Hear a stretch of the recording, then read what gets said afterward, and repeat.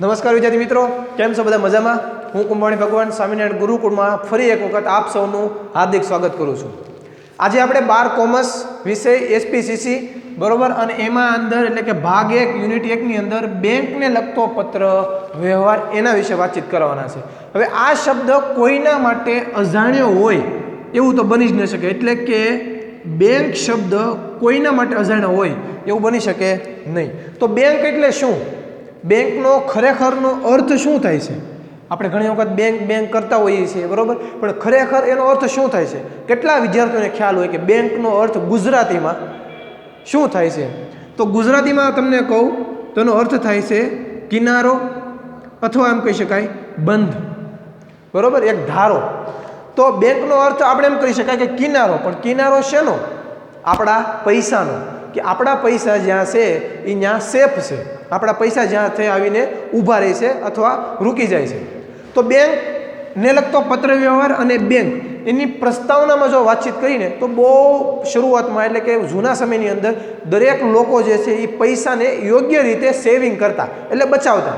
કઈ રીતે? ઘણા લોકો જે છે એને જમીનમાં દાટી દેતા, ઘણા લોકો પોતાના ઘરમાં યોગ્ય રીતે છુપાવી દેતા, અને ઘણા ફિલ્મોની અંદર પણ તમે જોયું છે કે મોટી મોટી અને ભારે લોખંડવાળી તિજોરીની અંદર કિંમતી વસ્તુઓ જેમ કે પૈસાઓ, ઘરેણાઓ જે છે, સોના મોહર છે, સોના ચાંદીના, પછી હીરા મોતી, એ સંતાડીને રાખતા. તો એ શું કરતું? એ બેંકનું જેવું કાર્ય કરતું. પણ ધીમે ધીમે સમય બદલાતો ગયો, ટેકનોલોજી અને વિજ્ઞાન આવતું ગયું, એમ સમય બદલાતા સાથે પરિવર્તનની સાથે બેંક શબ્દ જે છે એ અસ્તિત્વમાં આવ્યો. બહુ આઝાદી પહેલાં વાત કરીએ ને તો આપણી અહીંયા બેંક હતી નહીં. તો બેંક લઈને કોણ આવ્યું? બ્રિટિશવાળા લઈને આવ્યા. બ્રિટિશવાળાએ જે છે એ આપણેની અંદર બેંકની જે છે એ સ્થાપના કરી. પછી ધીમે ધીમે ખ્યાલ આવ્યો લોકોને કે ધીમે ધીમે બેંક જે છે એ આપણા પૈસા જે છે એમાં સુરક્ષિત રહી શકે છે. તો એ માટે બેંક શું કરે છે આપણે એનો અર્થ જે છે એ થોડાક સમય માટે આપણે કાઢીએ છીએ. તો બેંક બે કાર્યો કરે છે. શા કાર્યો કરે છે? તો એક કાર્ય છે નાણાંની લેવડ દેવડ. એક છે નાણાંની લેવડ દેવડ કાર્યનું કહે છે. નાણાં આપે પણ છે અને નાણાં લેવાના પણ છે બેંક પાસેથી. ક્યાં લેવાના છે? આપણા નાણાં, અને શાખ પરના પણ નાણાં લઈ શકાય. અને બીજું કારણ કરે છે ધિરાણ કરવાનું. એટલે અમુક જે બેંક હોય છે ને એ ધિરાણનું કાર્ય કરે છે. તમે એમ કહેશો કે સર ધિરાણ એટલે શું? તો આપણે એના ઇંગ્લિશ વર્ડ્સ આપણને ખબર હોય છે. ઇંગ્લિશ વર્ડ્સ થાય છે લોન, બરોબર છે?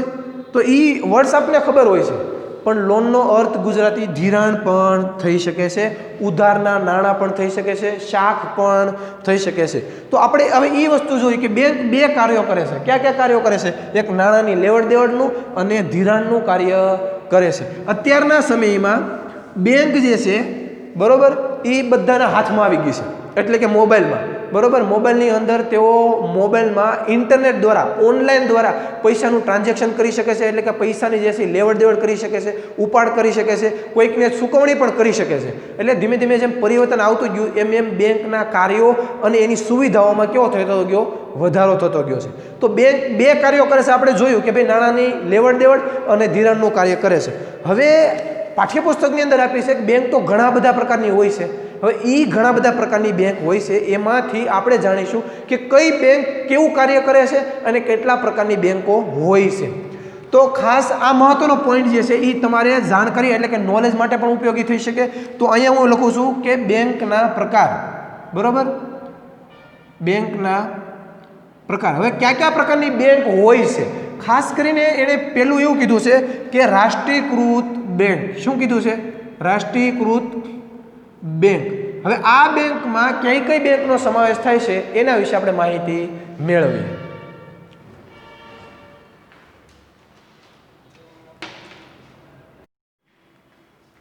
તો રાષ્ટ્રીયકૃત બેંકની અંદર આપણે વાતચીત કરીએ તો રાષ્ટ્રીયકૃત બેંકની અંદર ઘણી બધી બેંકોનો સમાવેશ થાય છે. એમાંથી આપણે અમુક જે નામ છે એને લખીએ તો Bank of India, Bank of India રાષ્ટ્રીયકૃત બેંકમાં આવે છે. પછી BOB એટલે બેંક ઓફ બરોડા. પછી બેંક ઓફ મહારાષ્ટ્ર એમ પણ કહી શકાય, બેંક ઓફ મહારાષ્ટ્ર. પછી Punjab National Bank, Punjab National Bank, કે પછી સેન્ટ્રલ બેંક ઓફ ઇન્ડિયા હોય, સેન્ટ્રલ બેંક, ખાલી સેન્ટ્રલ બેંક ઓફ ઇન્ડિયાની સેન્ટ્રલ બેંક લખું છું. પછી દેના બેંક પણ હોઈ શકે છે, દેના બેંક, અને SBI પણ હોઈ શકે છે, Saurashtra state bank of India. બરોબર. તો આવી રીતે રાષ્ટ્રીયકૃત બેંક જે છે એની અંદર આવી ઘણી બધી બેંકોનો સમાવેશ થાય છે. રાષ્ટ્રીયકૃત ખાસ ધ્યાન રાખજો, શું શબ્દ આપ્યો છે? રાષ્ટ્રીયકૃત.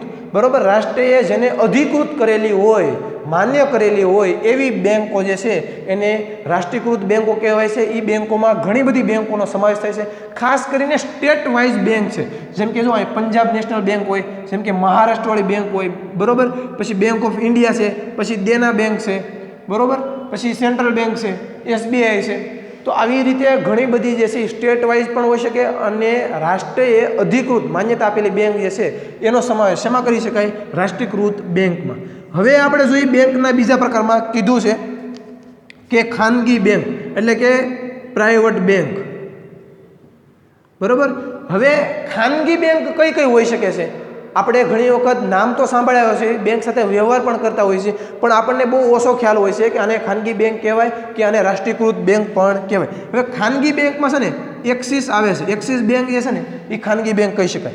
સાથે એણે કીધું છે FDFC બેંક પણ કેવી છે? ખાનગી બેંક જ છે. સાથે ICICI બેંક પણ કેવી છે? ખાનગી બેંક છે. સાથે એમ કહી શકાય યસ બેંક પણ કેવી છે? ખાનગી બેંક છે. તો યસ બેંક છે, પછી ઇન્ડસલ બેંક છે, પછી કોટક મહિન્દ્રા છે, કોટક મહિન્દ્રા બેંક. આ બધી બેંકો કેવી છે? ખાનગી બેંકો છે. ખાસ ધ્યાન રાખજો. બરોબર. એનાથી વધારે પણ બેંક છે, પણ આપણે ફક્ત જાણવા માટે એટલા નામ જે છે એ આપણે લીધા છે. તો આ બધી બેંકોનો સમાવેશ શેમાં થઈ શકે છે? ખાનગી બેંકમાં થાય છે. કારણ કે આની માલિકી કોઈ એક પર્ટિક્યુલર વ્યક્તિ માટે ખાનગી પૂરતું છે. આની માલિકી સરકારની નથી. હા, સરકારનું અંદર દેખરેખ બધું હોય છે, પણ માલિકી કોની હોય છે? કોઈ પણ પર્ટિક્યુલર વ્યક્તિની હોય છે. એટલે કે ખાનગી કોઈ એક વ્યક્તિની અંગત હોય છે. તો આ ખાનગી બેંક થઈ. ત્રીજો પોઈન્ટ છે કોઓપરેટિવ બેંક. Cooperative bank. તો કોઓપરેટિવ બેંક એટલે કઈ? તો આનો શબ્દ ઇંગ્લિશમાં શું થઈ શકે કોઓપરેટિવનો? તો તમને ખબર છે કે કોઓપરેટિવનો શબ્દ જે છે એ આ શબ્દ જ ઇંગ્લિશમાં છે. કયો શબ્દ? કોઓપરેટિવ. એ શબ્દ જ ઇંગ્લિશ છે. તો એનો ગુજરાતી આપણે ગોતવાનો. ગુજરાતી શબ્દ શું થાય? આપણે એમ કહી શકીએ કે સર કોઓપરેટ. ઘણી વખત કહેતા ને કે તમારે અમારી સાથે કોઓપરેટ કરવું પડશે. બરોબર. અમારા કામ સાથે, અમારા ઘર સાથે. તો કોઓપરેટ એટલે કે સહકારી થઈ શકે. સહકાર અથવા સહકારી. સહકારી બેંક. હવે તો તમને ખ્યાલ હશે કે ભાઈ સહકારી બેંકમાં કઈ કઈ બેંક આવે? જેમ કે આપણે મહુવા હોય. બરોબર. તો મહુવાની અંદર તમને ખબર છે કે ભાઈ મહુવા સહકારી બેંક હોય છે. બરોબર છે. મહુવા સહકારી બેંક એટલે કે તાલુકા લેવલની જે બેંક હોય છે, જિલ્લા લેવલની બેંક હોય છે, જેનું સંચાલન એટલા ક્ષેત્ર પૂરતું જ મર્યાદિત હોય છે, એને કહેવાય કોઓપરેટિવ બેંક. બરોબર. જેનું સંચાલન ખાનગી કોઈ વ્યક્તિ નથી કરતો, જેનું સંચાલન રાષ્ટ્ર પણ એટલે કે દેશ લેવલે પણ નથી થતું, પણ એક નિર્ધારિત કરેલા મંડળ અને એના સભ્યો દ્વારા એનું સંચાલન થાય છે. સાથે એમ પણ કહી શકાય મહુવા કોઓપરેટિવ બેંક લખ્યું એમ સાથે એમ પણ લખી શકાય Ahmedabad Cooperative Bank. Ahmedabad Cooperative Bank, પછી Mehsana Cooperative Bank, Rajkot Cooperative Bank. એટલે કે નાગરિક સહકારી જે બેંક હોય છે ને, આપણે અહીંયા એમ કહી શકીએ કે ભાઈ મહુવા નાગરિક બેંક. એમ પણ કહી શકાય કે ભાઈ મહુવા નાગરિક બેંક. બરોબર. તો એનું સંચાલન કોણ કરે છે? કોઈ ખાનગી વ્યક્તિ નથી. મહુવા દ્વારા એના સભ્યો દ્વારા નિમાયેલા જે સભ્યો જે છે એનું સંચાલન એના દ્વારા થાય છે. અને આ બેંક જે છે ને એ કોઈ પણ ક્ષેત્ર પૂરતી મર્યાદિત હોય છે. ક્યાં પૂરતી? કોઈ પણ ક્ષેત્ર પૂરતી. જેમ કે મહુવા સહકારી બેંક છે એ મહુવા પૂરતી જ મર્યાદિત હોય છે. ભાવનગરમાં એની શાખા હોતી નથી. ભાવનગરમાં ભાવનગર સહકારી બેંક હોય છે અથવા ભાવનગર નાગરિક બેંક હોય છે. તો આવી રીતે કોઓપરેટિવ બેંક એટલે શું? તો કે સહકાર. કોઓપરેટિવ એટલે સહકારી બેંક. બરોબર છે. ક્ષેત્ર પૂરતી મર્યાદિત હોય છે. સાથે પોઈન્ટ નંબર 4 ની અંદર કીધું છે ઔદ્યોગિક બેંક. ઔદ્યોગિક બેંક. હવે તમને આના વિશે તો ખ્યાલ આવતો જ હશે કે ભાઈ ઉદ્યોગોને જે મદદરૂપ કે ઉદ્યોગો માટે અથવા ઉદ્યોગોના કાર્યો માટે જે બેંકનું નિર્માણ થયેલું હોય એવી કહેવાય બેંકને ઔદ્યોગિક બેંક. આ માટે અલગ અલગ જુદી જુદી બેંકો નથી હોતી, પણ આ બેંકોની અંદર જ ઔદ્યોગિકરણની સાથેના કામકાજ જોડાયેલું હોય છે. જેમ કે ઔદ્યોગિક બેંકમાં ખાસ IDBI બેંક છે, બરોબર. સાથે એણે આપેલું છે IFC કોડ નહીં સમજતા, IFC બેંક છે, ઇન્ડસ્ટ્રીયલ ફાઇનાન્સ કોર્પોરેશન, બરોબર. તો આ જે બેંક ખાસ કરીને બે છે ને એને નામ આવે છે ઔદ્યોગિક બેંકની અંદર, જે ઉદ્યોગોને લઈને ખાસ કામગીરી અને પ્રવૃત્તિ કરતી જોવા મળે છે. ઉદ્યોગોને લોન આપવી, બરોબર છે, પછી ઉદ્યોગોને કોઈ પણ જે છે એને સહકાર આપવો, એની માટે ખાતા ખોલાવી આપવા. ખાસ કરીને આ બે બેંક IDBI અને IFC બેંક જે છે એ ઔદ્યોગિક બેંકમાં એનો સમાવેશ થાય છે. સાથે આપણને પોઈન્ટ નંબર 5માં પણ કીધું છે કે ખેતી બેંક. કેવું કીધું છે? ખેતી બેંક. તમે એમ કહેશો ખેતી માટે પણ બેંક આવતી છે? હા, ખેતી બેંક એટલે આપણે એને એગ્રીકલ્ચર અને રૂરલ બેંક તરીકે ઓળખીએ છીએ. ખ્યાલ આવે છે ને? એગ્રીકલ્ચર અને રૂરલ બેંક તરીકે ઓળખીએ છીએ. ખાસ કરીને ઘણી જગ્યાએ આપણને જોવા મળે છે કે ભાઈ ગ્રામીણ બેંક તરીકે ઘણી વખત કહે છે. શું કહે છે? ગ્રામીણ બેંક, બરોબર. તો અહીંયા આપણે એમ પણ કહી શકીએ કે સૌરાષ્ટ્ર ગ્રામીણ બેંક એટલે કઈ બેંક થઈ? એ ગામડાના લોકોની તો છે જ, પણ સૌરાષ્ટ્ર ગ્રામીણ બેંક એટલે કે જે ખેતીવાડીની સાથે લોકો સંકળાયેલા છે એની સાથે ખાસ કરીને એના ખાતા એમાં જોડાયેલા હોય છે. એટલે કે એગ્રીકલ્ચર અને રૂરલ બેંકને જે વહીવટ કરતી બેંક હોય એને ખેતી બેંક પણ કહી શકાય. અત્યારે ઘણું બધું એવું થઈ ગયું છે કે ઘણી મોટાભાગની બેંકોની અંદર પોતાની એક નાનકડી એવી શાખા હોય, એટલે કે એક વિભાગ હોય જેની અંદર એગ્રીકલ્ચર અને રૂરલ બેંકનો પણ સમાવેશ થઈ ચૂક્યો હોય છે. એટલે આ માટે કોઈ અલગથી બેંક બહુ ઓછી જોવા મળે છે. તો આવી રીતે કહી શકાય કે સૌરાષ્ટ્ર ગ્રામીણ બેંક જે છે એ કઈ બેંક છે? ખેતી બેંક છે, એટલે કે એગ્રી અને રૂરલ બેંક પણ કહી શકાય. તો આવી રીતે આપણને પાઠ્યપુસ્તકની અંદર બેંકના એટલા બધા પ્રકાર આપ્યા છે જે આપણી જાણકારી માટે પણ મહત્વના છે, અને આપણે જે બેંક સાથેનો પત્ર વ્યવહાર કરવાના છીએ એ માટે પણ ખાસ ઉપયોગી નામ છે.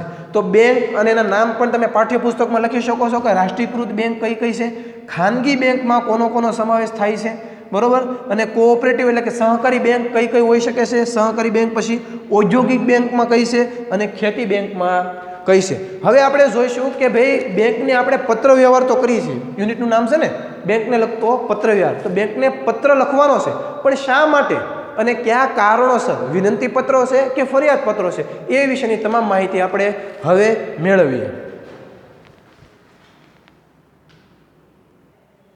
તો બેંક સાથેનો પત્ર વ્યવહારમાં આપણને ખબર છે કે ભાઈ બેંકમાં કેટલા ખાતા હોય છે, બરોબર. તો એમાં પહેલું છે કે બેંક આપણે શા માટે હોય છે કે આપણું બચત ખાતું ધરાવતા હોય છે, બચત ખાતું, બરોબર. અને બીજું જે છે એ છે ચાલુ ખાતું, બરોબર. તો બેંક આપણને જે ખાતાની સુવિધા આપે છે એમાં એક છે બચત ખાતું અને બીજું છે ચાલુ ખાતું. બચત ખાતું એ આપણી રકમ અમુક વર્ષ માટે, ચોક્કસ સમય માટે નિર્ધારિત સેવિંગ કરેલી હોય છે, બચત કરેલી હોય છે. શું હોય છે? બચત કરેલી. એટલે કે એ સમય પહેલાં આપણે રકમ ઉપાડી શકાય નહીં, એને કહેવાય બચત ખાતું અથવા ફિક્સ ડિપોઝિટનું ખાતું. આને કહેવાય ચાલુ ખાતું. ચાલુ ખાતું શા માટે ખોલવામાં આવે છે? કે આપણે રોજિંદા જીવનમાં રોજબરોજ પૈસાની લેવડ દેવડ કરી શકીએ. આજે 500 રૂપિયા નાખ્યા તો કાલે પાછા 100 રૂપિયા ઉપાડી લીધા, બરોબર. પછી એક વીક પછી પાછા 15,000 જમા કરાવી. તો લેવડ દેવડ જેમાં ચાલુ હોય, કરંટ હોય, બરોબર, વર્તમાનમાં આપણે લેવડ દેવડ કરવી હોય જે ખાતાને લઈને, તો એવા ખાતાને કહેવાય ચાલુ ખાતું. અને જે ખાતામાં આપણે લેવડ દેવડ નથી કરવી, પણ પૈસા એક અમુક સમય માટે, નિર્ધારિત સમય માટે સેવિંગ કરવા છે, બચાવીને રાખવા છે, તો એવા ખાતાને કહેવાય બચત ખાતું. હવે આપણે જોઈએ કે બેંક સાથેનો જે પત્ર વ્યવહાર છે, શેની સાથેનો? બેંક સાથેનો પત્ર વ્યવહાર. એમાં કઈ કઈ વાતનું ધ્યાન રાખવાનું છે? તો પત્ર વ્યવહાર જે છે ને એમાં પહેલું એ જોવાનું છે કે સરળ શૈલીમાં હોવો જોઈએ. શેમાં હોવો જોઈએ? સરળ શૈલીમાં. જે આપણે પત્ર લખવાનો છે ને એ એકદમ સાદી ભાષામાં અને સરળ શૈલીમાં હોવો જોઈએ. એક એનો પ્રકાર જે છે સરળ શૈલીમાં. પછી કીધું છે કે સ્પષ્ટ ભાષામાં હોવો જોઈએ. શેમાં હોવો જોઈએ? સ્પષ્ટ ભાષામાં. એટલે કે જે આપણે પત્રમાં જે ભાષા લખવાની છે એ સ્પષ્ટ હોવી જોઈએ, બરોબર. ગડબડ ગોટો થઈ જાય એવી ભાષા હોવી જોઈએ નહીં. અને એક શબ્દનો અનેક અર્થ થાય એવી પણ ભાષા હોવી જોઈએ નહીં. સ્પષ્ટ ભાષા હોવી જોઈએ, કારણ કે આપણે બેંક સાથેનો પત્ર વ્યવહાર કરીએ છીએ અને આ પત્ર વ્યવહારમાં જરા કમથી પણ જો ભૂલ થઈ તો આપણું જેટલું પણ ટ્રાન્ઝેક્શન હોય, જે પણ વ્યવહાર હોય એ શું થાય? અટકી જાય છે, ત્યાં સુધી આગળ હાલતો નથી. એટલે ખાસ સ્પષ્ટ ભાષામાં હોવું જોઈએ, સરળ શૈલીમાં પણ એને કીધું છે હોવું જોઈએ. પછી કીધું છે નિયત કરેલા ઢાંચામાં, નિયત કરેલા ઢાંચામાં. હવે આ શબ્દ નવો હોય છે, ઢાંચામાં. નિયત કરેલા ઢાંચામાં એટલે શું? તો કે તમે બેંક સાથે જે પત્ર વ્યવહાર કરો છો, બરોબર, હવે એ પત્ર વ્યવહાર છે એ નિયત કરેલા ઢાંચાની અંદર હોવો જોઈએ. અહીંયા મેં થોડું ઘણું નમૂનારૂપ બતાવ્યું છે કે એક બાજુ એડ્રેસ છે, એક બાજુ નામ છે, બરોબર, આદરણીય સાહેબ છે, પછી એના જે પેરેગ્રાફ જે છે એ લખવાના છે, છેલ્લે અંતમાં આપનો વિશ્વાસુ. તો એ અમુક નિયત કરેલો ઢાંચો હોય કે ભાઈ આ ઢાંચામાં લખવાનું છે. કોને? તો કે જ્યારે તમે બેંકને પત્ર વ્યવહાર કરતા હોય ને ત્યારે, તમારા મિત્રને લખતા હો ત્યારે અલગ હોય છે, બરોબર, કોઈ વેપારીને લખતા હોય ત્યારે અલગ હોય છે, કોઈ તમારા અહેવાલ લખતા હો, બરોબર છે, હું લખતા હોય અહેવાલ લખતા હોય ત્યારે પણ એનું રીત જે છે અલગ હોય છે. તો બેંક સાથે કઈ રીતે પત્ર વ્યવહાર કરવાનો હોય છે, ક્યાં તારીખ જે છે એ મારવાની હોય છે, ક્યાં આપણું સરનામું હોય છે, ક્યાં જે છે એ સંબોધન હોય છે, ક્યાં પછી પેરેગ્રાફને આપણો વિશ્વાસ હોય છે, એ ખાસ મહત્વનું ધરાવે છે. એટલે એણે કીધું છે કે નિયત કરેલા ઢાંચામાં હોવો જોઈએ. ચોથું કીધું છે કે ખાસ ચોકસાઈ જે છે એનું પ્રમાણ સારું હોવું જોઈએ. ચોકસાઈનું અને સમય પાલનનું, આ બંનેનું બહુ મહત્વ છે. એક તો ચોકસાઈ, કેમ કે જરાક અમથી પણ ભૂલ હોય, તમે કોઈ પણ અક્ષર ઘૂંટેલો હોય તો પણ તમારો પત્ર વ્યવહાર જે છે એ મુશ્કેલીમાં પડી શકે છે. સમય પાલન ખાસ, જ્યારે એણે પત્ર લખવાનો કીધો હોય અથવા આપણે લખવાનો થતો હોય તો સમય પાલન, તારીખ અને સમયનું ખાસ મહત્વ છે. કેમ કે તારીખ વહી ગયા પછી, સમય વહી ગયા પછી પત્ર લખો તો પણ એની કાંઈ પ્રોસેસ, પ્રક્રિયા આગળ વધતી નથી. તો આ જે છે એ બેંક સાથેના પત્ર વ્યવહારમાં એટલી બહુ જરૂરી વસ્તુ છે. સરળ શૈલીમાં હોય છે, સ્પષ્ટ ભાષા, નિયત કરેલા ઢાંચાની અંદર ચોકસાઈ અને સમય પાલન, આ બધી વસ્તુઓ ખાસ મહત્વની છે. હવે આ બધી વસ્તુઓ તો મહત્વની છે. હવે આ બધી વસ્તુઓ સાથે શું શું મહત્વનું છે કે શેની અંદર? પત્રની અંદર. તો આ હું અત્યારે ભૂસી નાખું છું. પત્રની અંદર કઈ કઈ વસ્તુઓ હોય છે તો આપણે જોઈએ કે પત્રની અંદર જ્યારે આપણે બેંકને પત્ર લખીએ છીએ ત્યારે ખાતાનો પ્રકાર આપણે ખાસ લખવાનું છે કે સેવિંગ એકાઉન્ટ છે કે કરંટ એકાઉન્ટ છે, બરોબર, કે બાંધી મુદતનું છે. તો ખાતાનો પ્રકાર ખાસ લખવાનું છે. અહીંયા ખાતાના નંબરનું પણ વાત કરી છે, ખાતાનો નંબર. પછી તારીખ પણ ખાસ લખવાની છે, કેમ કે જે તારીખે તમે પત્ર લખો છો, બરોબર, એ ખૂબ મહત્વની છે. કેમ કે કયા તારીખે પત્ર લખ્યો એ તમને યાદ હોવું જોઈએ, તો જ તમારું ટ્રાન્ઝેક્શન કે કોઈ પણ પ્રક્રિયા જે છે એને વ્યવસ્થિત રીતની આપણે કરી શકાય. પછી નાણાંની રકમ આંકડામાં પહેલાં લખવાનું છે અને પછી તમારે લખવાનું છે શબ્દોમાં. આમ તો બધાને ખ્યાલ જ હશે કે જ્યારે તમે બેંકની અંદર પૈસા જમા કરવા માટે કે ઉપાડ માટે તમે જાઓ છો ત્યારે તમે જે સ્લીપ ભરો છો એની અંદર તમે બધું ટીક મારો છો. ભાઈ ખાતાનો નંબર તમે લખો છો, તારીખ લખો છો, તમારું નામ લખો છો, નાણાંની રકમ લખો છો, શબ્દોમાં પણ લખો છો, તમારો બેંક એકાઉન્ટ ખાતા નંબર પણ તમે લખ્યો છે, બરાબર. તો આવી રીતે આ બધી વસ્તુ કરીને તમે સહી પણ કરો છો. તો આ બધી વસ્તુઓ જે છે એ એક પત્રની અંદર શું થાય છે? ખાસ જરૂરી છે. શેમાં? પત્ર વ્યવહારમાં. એટલે કે જ્યારે તમે પત્ર લખો છો ત્યારે આ બધી વસ્તુઓને ધ્યાનમાં રાખીને પત્ર લખવાનો હોય છે, બરોબર. નેક્સ્ટ વાત આપણે અત્યારે સાંભળીએ પાછી. તો હવે પછીનો આપણો ટોપિક છે કે બેંકને લખવામાં આવતા વિનંતી પત્રો. કેવા પત્રો છે?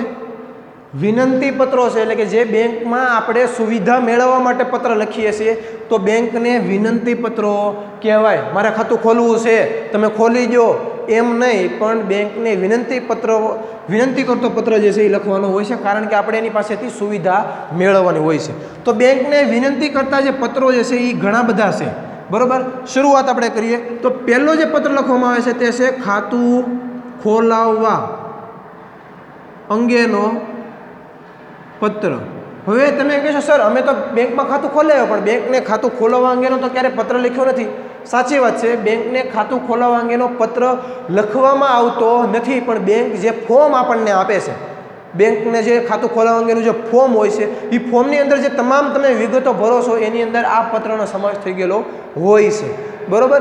જેની અંદર તમે તમારા બધા ડોક્યુમેન્ટ સાથે જોડો છો, ફોટો પણ જોડો છો, સહી પણ હોય છે અને તમામ જે માહિતી જે છે એ ફોર્મની અંદર સમાવેશ થઈ ગયેલો હોય છે.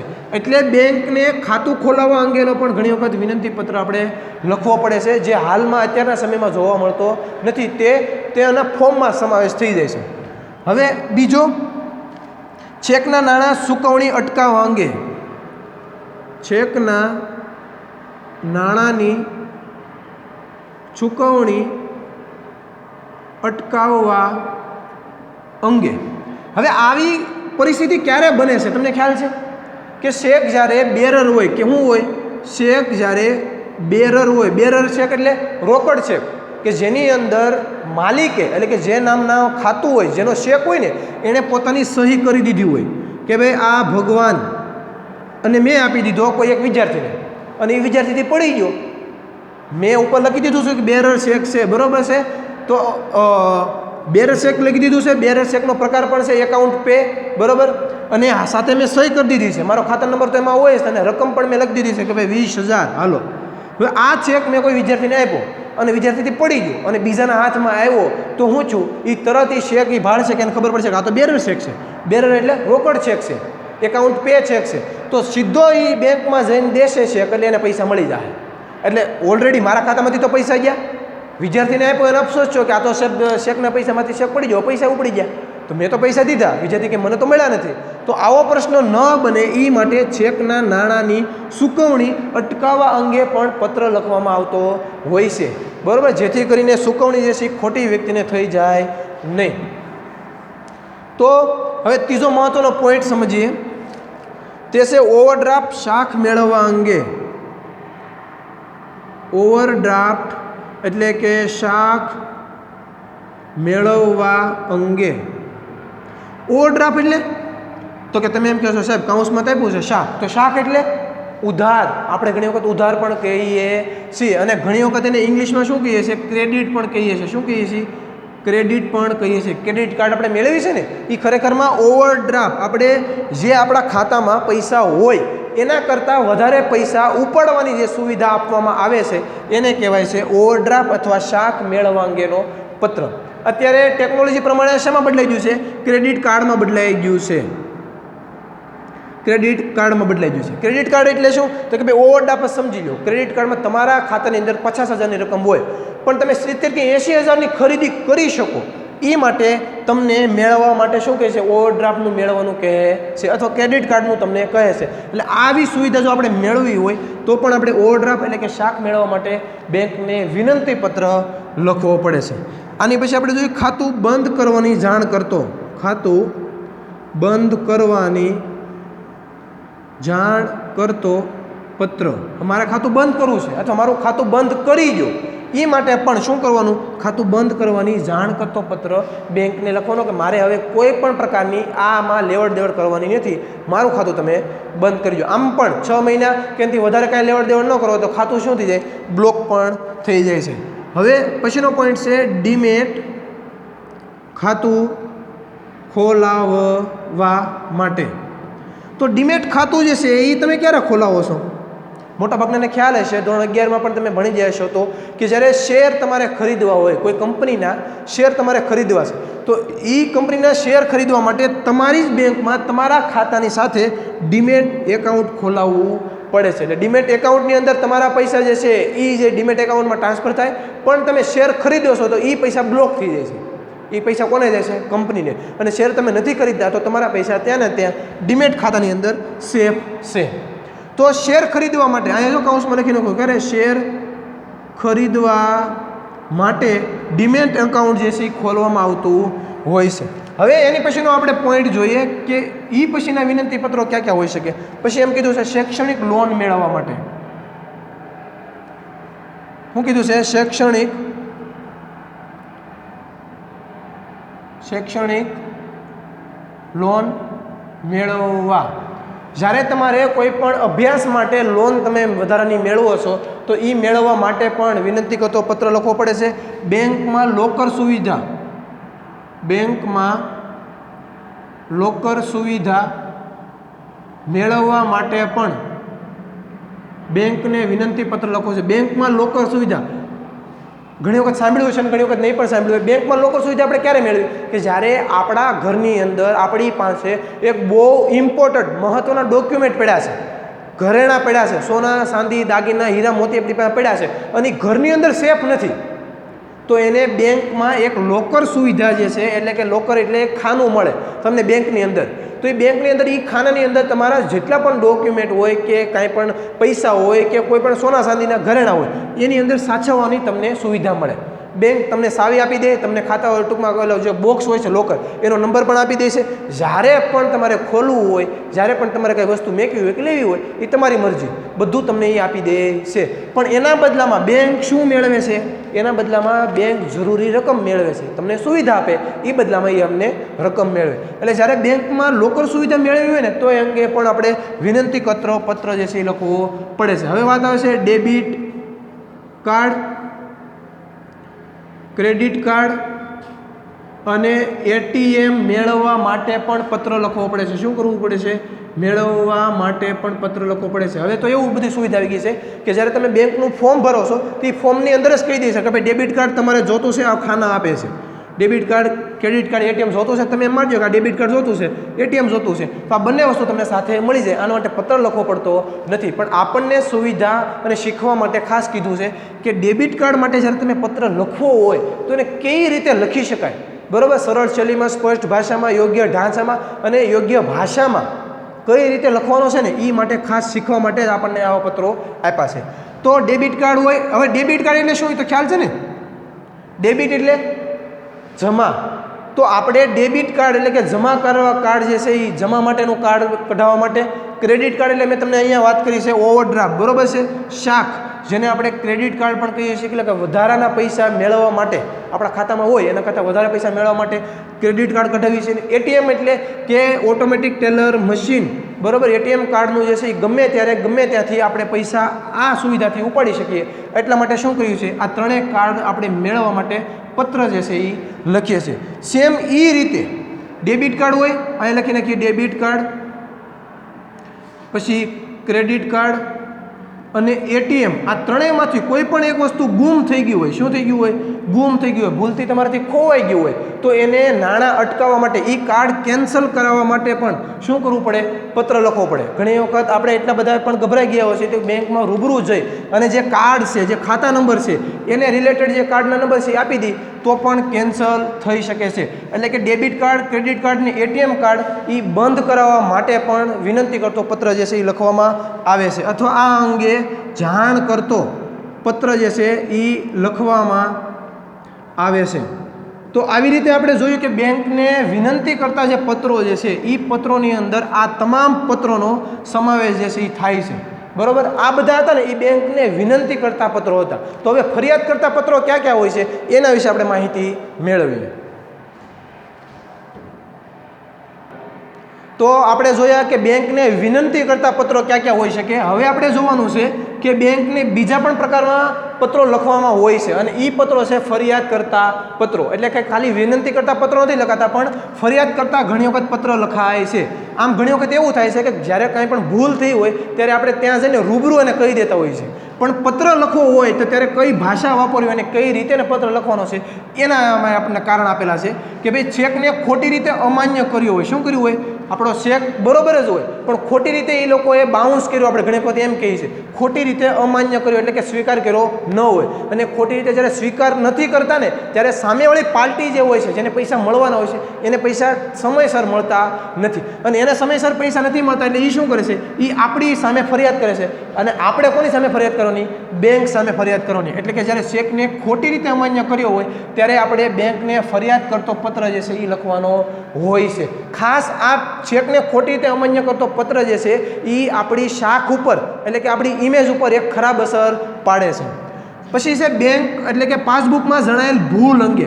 કોઈ પણ પાસબુકમાં બહુ મોટા ભાગે રેડ કેસમાં એવું જોવા મળે છે કે ભૂલ ઓછી હોય છે, બરોબર. એટલે કે ભૂલ વધારે થઈ એવું ઓછું જોવા મળે છે. પણ ક્યારેક ઇનકેસ એવા કેસમાં બન્યું કે ભૂલ તમને જોવા મળી તમારા એકાઉન્ટ નામની અંદર, એકાઉન્ટ ખાતા નંબરની અંદર, આઈએફએસસી કોડમાં કે પછી તમારા સ્ટેટ બેંકની અંદર એટલે કે સ્ટેટમેન્ટની અંદર, તો આવી જ્યારે ભૂલ તમને જોવા મળે છે ને ત્યારે તમારે પત્ર લખવાનો હોય છે. શેના વિશે? બેંકને પાસબુકની અંદર જે થયેલી ભૂલ છે એ ભૂલનો ધ્યાન દોરતો પત્ર લખવાનો હોય છે. હવે ત્રીજો ટોપિક છે ફરિયાદ અંગેનો કે કર્મચારી દ્વારા થયેલી ગેરવર્તણૂક. ઘણી વખત તમે પૈસા જમા કરાવવા જાઓ કે ઉપાડવા જાઓ તો બેંકનો કર્મચારી પૂરતું ધ્યાન આપતો નથી અને એના દ્વારા થયેલી જે ગેરવર્તણૂક હોય અને એ તમને એમ થાય કે ભાઈ આવી ગેરવર્તણૂક એક કર્મચારી દ્વારા હોવી ન જોઈએ, તો એ માટે તમે બેંકને શું કરો છો? ફરિયાદ પત્ર લખો છો અને એ ફરિયાદ પત્ર દ્વારા તમે કર્મચારીની જે ગેરવર્તણૂક છે એની અંદર એ બાબત પણ તમે ઉમેરી શકો છો. તો આવી રીતે આપણે બે વસ્તુ જોઈએ કે ભાઈ બેંકને વિનંતી પત્રો અને ફરિયાદ કરતા પત્રો પણ લખવાના હોય છે. બેંકના જે પ્રકાર જે છે એના વિશે પણ આપણે માહિતી જાણી. બેંકમાં કયા કયા પ્રકારના ખાતા હોય છે એના વિશે પણ માહિતી આપણે જોઈ અને બેંકનો અર્થ જે છે આ તમામ માહિતી આપણે આ વિડીયોની અંદર જોઈ. હવે નેક્સ્ટ વિડીયોની અંદર આપણે જોઈશું કે બેંક સાથેનો જે પત્ર વ્યવહાર છે, શું છે? પત્ર વ્યવહાર છે એ કઈ રીતે, ક્યાં એના ઢાંચામાં કયા શબ્દોનો અને ભાષાનો ઉપયોગ કરીને લખવાના હોય છે અને કઈ કઈ બાબતોનું ધ્યાન રાખવાનું હોય છે, એ બધી વસ્તુઓ આવતા વિડીયોની અંદર જોઈશું. ત્યાં સુધી વ્યસ્ત રહો, મસ્ત રહો અને જબરદસ્ત રહો. Thank you. જય હિન્દ.